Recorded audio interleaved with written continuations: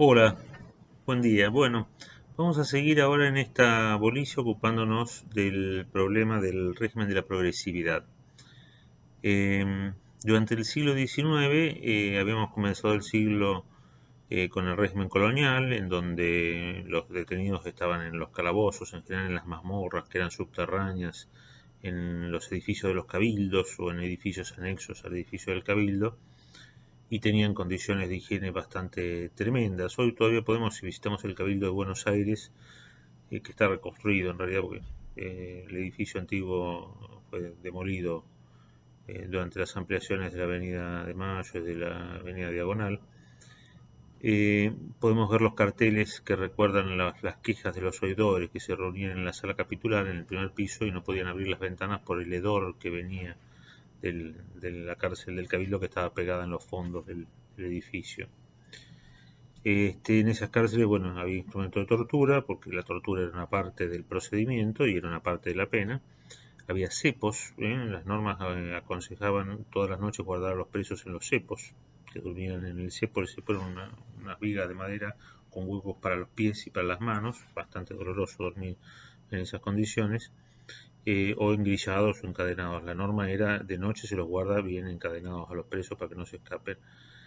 Eh, Cuando se inaugura la primera penitenciaría moderna en Capital, porque antes se había inaugurado la de Mendoza, ¿no? Pero cuando se inaugura la primera penitenciaría en la ciudad de Buenos Aires, que por entonces era la capital de la provincia de Buenos Aires, es un edificio asombroso para la época, 5 pisos de altura, un muro perimetral a lo largo de varias manzanas, en ese predio que hoy delimita la avenida Coronel Díaz, la calle Salguero, la calle Juncal y la avenida Las Heras.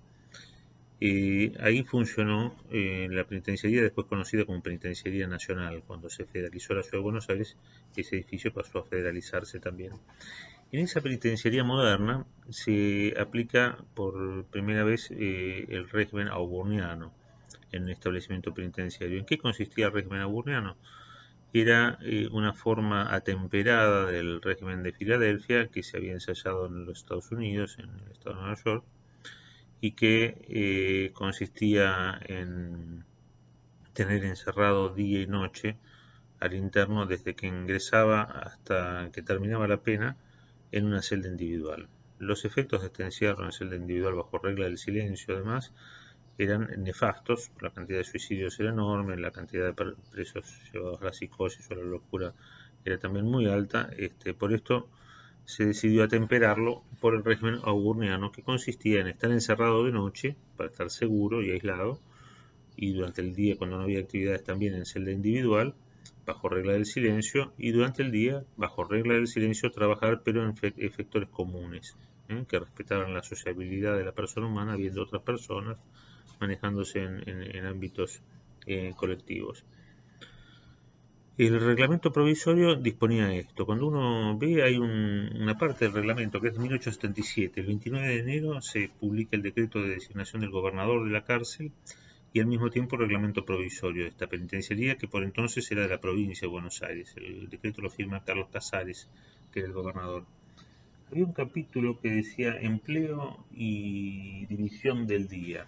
10 horas iban a ser dedicadas al trabajo, decía el artículo 47, 8 horas al descanso y 6 horas al aseo, a las comidas y al ejercicio de los internos. La idea es que no hubiera ocio, sino que el interno, cuando no estaba trabajando las 10 horas por día que trabajaba, estuviera haciendo ejercicios o dedicado a las comidas o al aseo o a la reparación de sus ropas. 2 días era distinto, los jueves y sábados se trabajaban nada más que 5 horas, ocupando las demás en la distribución de ropas limpias, aseo personal y preparación de las lecciones. Y los domingos por la mañana se empleaban en ejercicios religiosos, el resto del día en la preparación de lecciones, paseos y por la noche en la escuela. ¿Mm? O sea, tampoco es que era todo jolgorio los días domingos. El régimen era estanco, es decir, era igual desde el primer día hasta el último. Las únicas variaciones que había eran los primeros días se nos encerraba pan y agua en una celda, hasta tanto pidiera trabajar y estudiar. Cuando pedía trabajar y estudiar se lo ponían al régimen común y ahí seguía el resto de la condena. Menos los últimos días, también en los últimos 8 días o días proporcionales al tiempo cumplido de pena, que se lo volvía a poner en un régimen de aislamiento en una celda a pan y agua para recordar regla mnemotécnica, recordar el comienzo de la pena y para reflexionar sobre el futuro y supongo decidirse a la no reincidencia a partir de esa experiencia.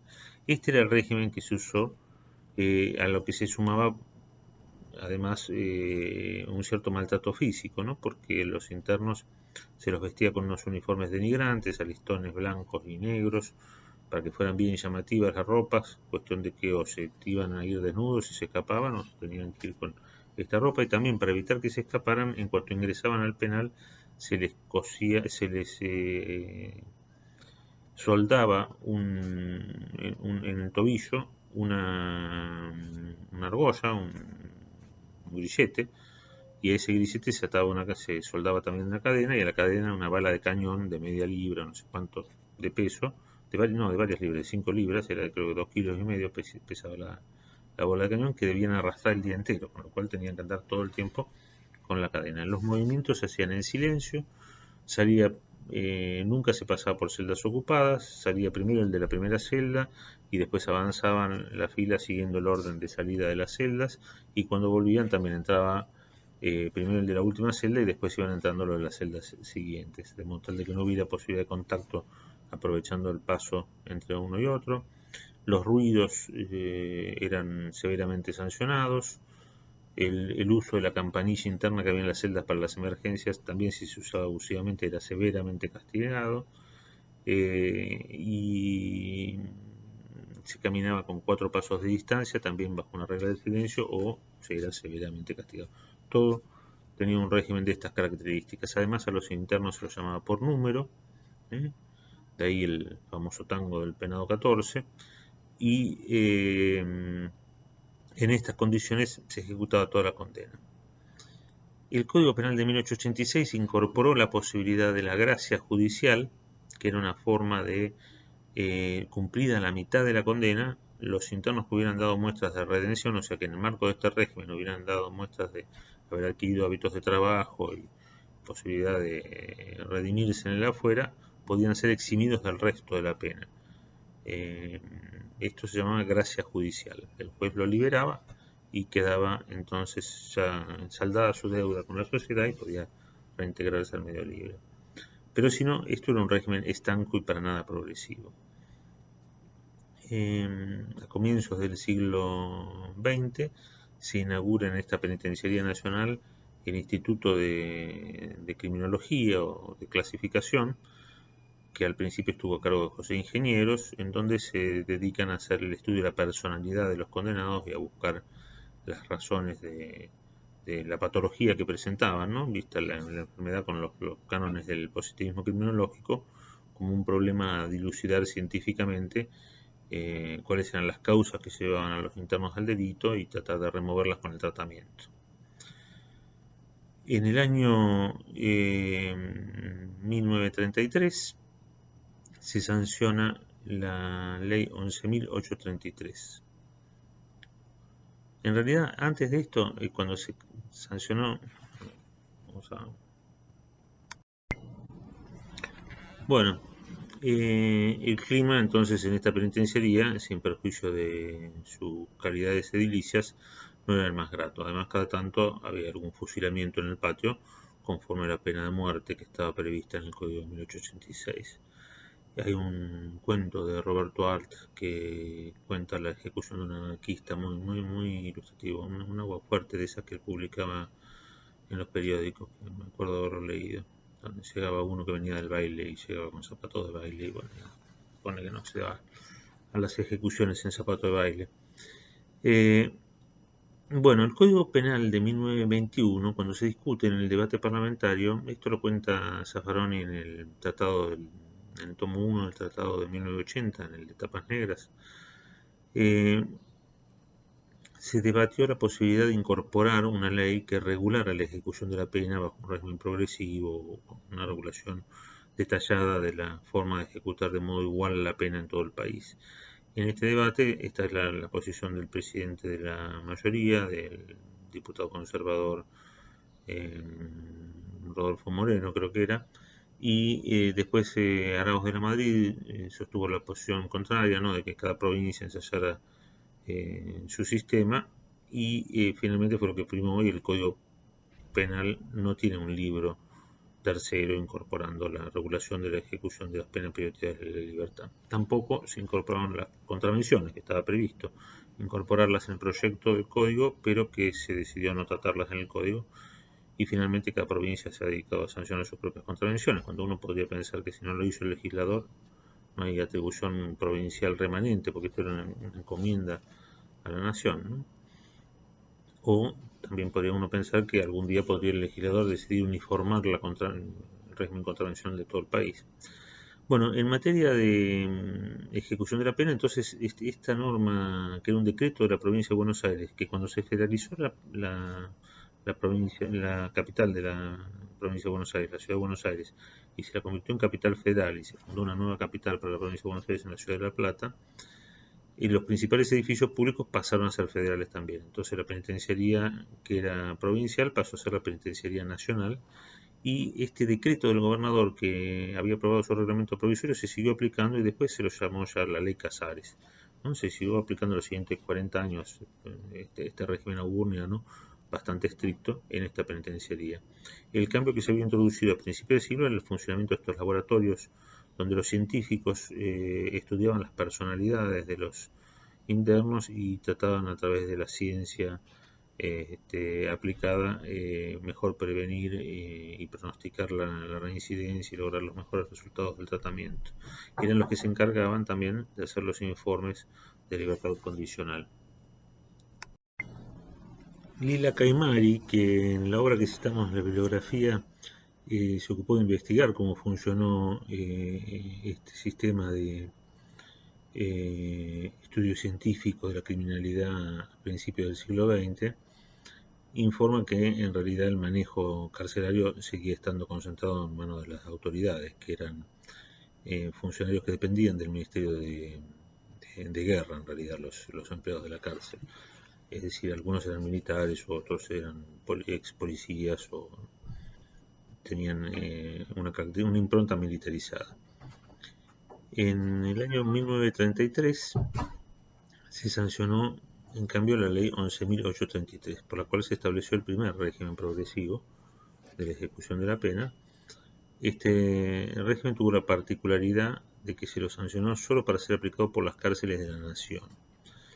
La nación, es decir, el gobierno federal, tenía por entonces la penitenciaría nacional, que había sido la penitenciaría de la provincia de Buenos Aires, y los penales de algunas provincias, en realidad de algunos territorios nacionales, pues no tenía penales en las provincias, solo en los territorios nacionales tenía otras penitenciarías. Por ejemplo, estaba el de Tierra del Fuego, el de Ushuaia, el de Rawson, el de Santa Cruz, los de La Pampa, y Neuquén, el Chaco, que todos eran territorios nacionales en aquel entonces. Entonces, en estas cárceles federales se empezó a aplicar un régimen progresivo, o estaba la posibilidad de aplicar un régimen de progresividad que incorporaba incluso la modalidad de las salidas transitorias y de la semilibertad, que era salir a trabajar todos los días fuera de la cárcel y volver nada más que a pernoctar como un club inglés a la cárcel los días de trabajo, incluso los fines de semana, todos los fines de semana tener una salida transitoria durante el fin de semana. Este régimen, que se sanciona en 1933, en realidad muy tardíamente se empezó a aplicar, recién a partir del decreto reglamentario, se dicta recién en el año 1947, ¿no? Ese decreto reglamentario, el decreto 35.758 del año 47, asociado al nombre de Petinato, que es quien lo promueve, es el que posibilitó la implementación por primera vez del régimen progresivo en los hechos, en la práctica, y a partir de esto, ya por el año 1950-1951, se produjeron las primeras incorporaciones a la modalidad de salidas transitorias y de semilibertad, régimen que se siguió aplicando hasta 1955, en el que se volvió a interrumpir por el golpe de Estado. Bueno, acá corresponde hacer un excursus para hablar de el problema de la militarización de la estructura penitenciaria. Si bien, como yo dije al comienzo, en las cárceles el personal era personal militar o proveniente de la milicia o de las policías y dependía del Ministerio de Guerra, lo cierto es que se produjo un marcado cambio a partir del golpe de Estado, no del golpe de Estado de 1930, sino a partir del golpe de Estado de 1943. Veamos por qué. Porque el golpe de Estado de 1930 comienza la, la triste saga de los golpes de Estado en la Argentina, la acordada del 10 de septiembre del 30, la Corte convalidó ese golpe y le asignó funciones solamente administrativas, no dijo que la propia Corte iba a poder venir teniendo en cuenta lo que habían anunciado las autoridades del golpe, de que iban a respetar la Constitución, iba a hacer cumplir la Constitución en lo que no la cumplieran, y intentó preservar su rol de supuesto garante de la garantía frente a los golpistas que acaban de destituir a las autoridades públicas y cerrar el Congreso en la capital y en todas las provincias. Obviamente eso no fue un resguardo para las garantías públicas, sino fue lo que hoy bien califica nuestro artículo 36 de la Constitución como una complicidad con el golpe inaceptable, ¿no? Hoy el artículo 36 dice que nuestra Constitución sigue vigente aún si hay un golpe de Estado y que todos los actos de los golpes de Estado son nulos e insanables. Curiosamente tenemos eso en la Constitución y las normas de facto nos siguen gobernando, como pasa, por ejemplo, justamente con la Ley Orgánica del Servicio Penitenciario, que es una norma de facto. Ahora vamos a llegar a ese punto. Pero en el año 1930 empiezan los golpes de Estado, viene la década infame, de la cual es producto esta ley que curiosamente sería una mejora. Hoy esta ley de 1933 hoy mejoraría la forma de regular la cuestión carcelaria notablemente, aparte por la última reforma que termina de destruir el sistema de progresividad. En 1943 se produce otro golpe de Estado, esta vez hay una logia de militares, el GOU, que toma el poder. En esa logia Perón tenía un rol preponderante, él pide que la dirección del trabajo se convierta en Secretaría de Estado, se hace cargo de la Secretaría de Trabajo de la Nación y ahí empieza a aplicar un programa realmente innovador de empoderamiento de la clase obrera a través de una serie de mecanismos, negociaciones paritarias, regulaciones del Ministerio de Trabajo, intromisiones en distintas áreas siempre tuitivas hacia la parte más vulnerable. Se va creando una verdadera conciencia de clase en la gente trabajadora y en medio de esa transformación de la sociedad argentina tan importante, curiosamente Perón convoca una comisión asesora para elaborar el primer estatuto del personal penitenciario y lo elaboran y lo aprueban después cuando ya Perón era presidente de iure, o sea, primero fue funcionario de facto del gobierno de facto del 43, después terminó siendo, después del 17 de octubre, vicepresidente de ese mismo golpe de Estado y fue el candidato del oficialismo, digamos, en el proceso electoral que se inicia en el año 45 y en el que triunfa sobre todo a la oposición unida que quería vencer al fascismo y termina derrotada en ese proceso electoral y es electo presidente y asume a partir de, creo que febrero de 1946, la presidencia. Ya como presidente de iure, entonces, Perón firma el decreto que aprueba el primer estatuto del personal penitenciario y viene a militarizar la estructura penitenciaria de una forma muy sencilla. Creaba un escalafón de personal penitenciario, el escalafón de cuerpo penitenciario, en el cual creaba una estructura militar con oficiales y suboficiales, 12 rangos de oficiales y 6 de suboficiales, o sea, una jerarquía de 18 posiciones.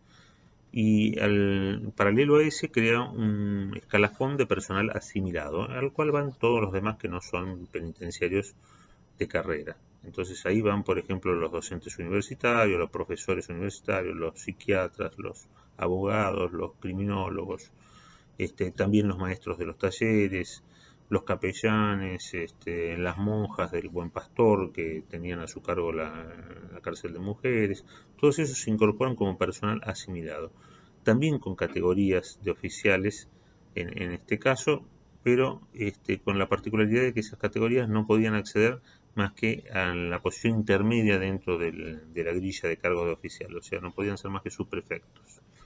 Los cargos de conducción quedaban reservados entonces para el personal de la carrera penitenciaria. Esto es una suerte de golpe de Estado institucional, en el cual se subordinan los profesionales que antes conducían la institución. Este primer estatuto, entonces, que militariza la estructura penitenciaria, es el decreto 12.351 del 10 de octubre del 46.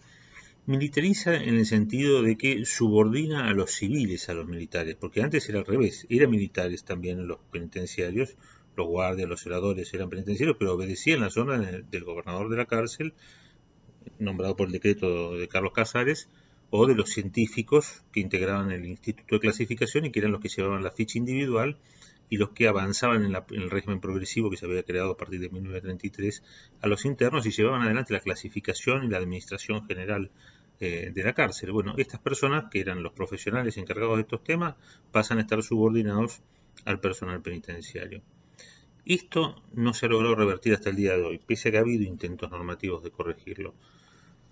El decreto 12.351, entonces, del 10 de octubre, además de crear el cuerpo penitenciario, regulaba las obligaciones y derechos del personal, entre ellos el de defensa en juicio a cargo de la institución por medio de sus letrados oficiales, cuando aquel se haya originado por actos o a consecuencia del servicio y en el cumplimiento de los deberes inherentes al mismo. Esto lo decía el artículo 33, inciso 4 del estatuto aprobado por Perón, o sea, la defensa corporativa. Esto era muy grave, ¿no? Porque esto se instalaba en el marco en el cual, por un lado, el funcionario que era denunciado por un delito, por ejemplo, a premios ilegales, iba a ser defendido por abogados de la institución. Y además de eso, hay que tener presente que el Código Penal que estaba vigente en ese momento tenía previsto el delito de desacato. El delito de desacato era la calumnia dirigida a un funcionario público. ¿Cuál era la diferencia con la calumnia? Que en la calumnia hay que querellar porque es un delito de acción privada y en cambio en el desacato era un delito de acción pública, por lo cual el fiscal estaba obligado a perseguir a los que denunciaban a los funcionarios. Entonces, por un lado teníamos, si alguien denunciaba a premios ilegales, se arriesgaba a que hubiera una denuncia de desacato y entonces los persiguieran los fiscales de oficio, y además en la denuncia de premios ilegales la defensa institucional le iba a asumir el abogado del propio servicio, se iba a presentar a hacer la defensa del personal en la premia. Esto era bastante monstruoso, se puso peor todavía durante el peronismo esta parte. Pero bueno, este es uno de los aspectos del peronismo, del primer peronismo, que en esto se podría decir que fue bifronte. Por otro lado, fue profundamente humanista. Por ejemplo, antes de sacar este decreto, había otro decreto de Perón que me interesa mencionar, que es este decreto 28.938 del 27 de octubre de 1944, o sea, anterior a la reforma del estatuto, que se origina en un expediente de la Dirección General del Trabajo del año 44, o sea, también cuando se hizo Perón cargo de esta oficina, que después se convirtió en Secretaría de Trabajo de la Nación. Propuso esta modificación, esta norma, este decreto del Poder Ejecutivo. Considerando, dice, que la obra que abnegadamente realiza el Patronato de Liberados, reincorporando a la sociedad como elementos útiles a un buen número de personas que se encuentran en una situación de inferioridad y desmoralización por el hecho de haber sido objeto de una condena corporal, se resiente en ocasiones por la falta de imperio, que es facultad exclusiva del Estado. Entonces, como el Estado sí tiene imperio, puede imponer esto corresponde que el Estado provea el remedio de esta situación mediante el dictado de las disposiciones que procuren el empleo de esta clase de desocupados, haciéndolo obligatorio en una prudente proporción para los dadores de trabajo dependientes del mismo. O sea que a las personas que contratan personal por cuenta y orden del Estado, en realidad, se les iba a imponer una carga de dar empleo a los liberados y excarcelados para venir a resolver, auxiliar la labor que venía haciendo el patronato. Y el artículo primero de esto dice: los liberados condicionalmente y los excarcelados que hubieran cumplido su condena, que se encuentran en el cuidado y vigilancia de los patronatos de liberados, deberán ser ocupados de acuerdo a la proporción que se establece en el artículo siguiente por las dependencias oficiales que efectúen obras o trabajo por su cuenta, por las reparticiones autónomas cuando efectúen obras o exploten servicios por administración, y por los contratistas de obras de servicios públicos o de consorcios que los realicen para el gobierno nacional o con las reparticiones autónomas. Queda fijado el porcentaje de los excarcelados y liberados condicionalmente que los contratistas deberán admitir en la proporción siguiente: empleados administrativos 2%, oficios manuales 5% en cada ramo y peones en general 10%. O sea, unos porcentajes importantísimos, ¿no? Piensen ustedes, un contratista del Estado que se ve obligado a contratar 10% del personal liberado. Se resuelve el problema de la falta de trabajo de los de la discriminación laboral que padecen las personas que han tenido un antecedente penal. Hoy piensen que el gobierno anterior al actual festejó como un éxito en un momento, un extraño jefe de gabinete tuvimos en su momento, no el actual candidato sino otro, que festejó como un éxito que habían logrado que el Ministerio de Justicia, a través del registro de antecedentes, expidiera más de 1 millón de certificados. Eso quiere decir que los empleadores, para contratar a alguien, pedían certificados de antecedentes penales, que están prohibidos por la ley en realidad. La ley dice que no se le pueden dar a terceros. Pero claro, se le hacían pedir al propio empleado que tenía que conseguir su propio certificado para entregarlo él, involuntariamente, por supuesto, para conseguir los trabajos en los cuales en la mayoría se pedía esta prueba de no registrar antecedentes penales. Bueno, acá al revés, el que registraba antecedentes penales pasaba a estar en una posición expectante para ocupar un puesto público en la construcción en distintas posibilidades, ¿no? Peones, oficinistas, oficios manuales y empleados administrativos. Un interesante cambio y una interesante disposición. Algo semejante dispone actualmente el Código de Ejecución Penal de la Provincia de Buenos Aires, que es el principal distrito del país. Y esto, lamentablemente, en la Provincia de Buenos Aires es letra muerta. O sea, no se está aplicando. Hay, creo que un solo municipio que lo reglamentó, y no sé si alguno lo está cumpliendo en alguna medida, pero también hay un porcentaje reservado del empleo público, de lo que se contrata a través de los contratistas de obra pública, que debiera estar destinado a resolver el problema de desempleo de los liberados y excarcelados, y no lo está.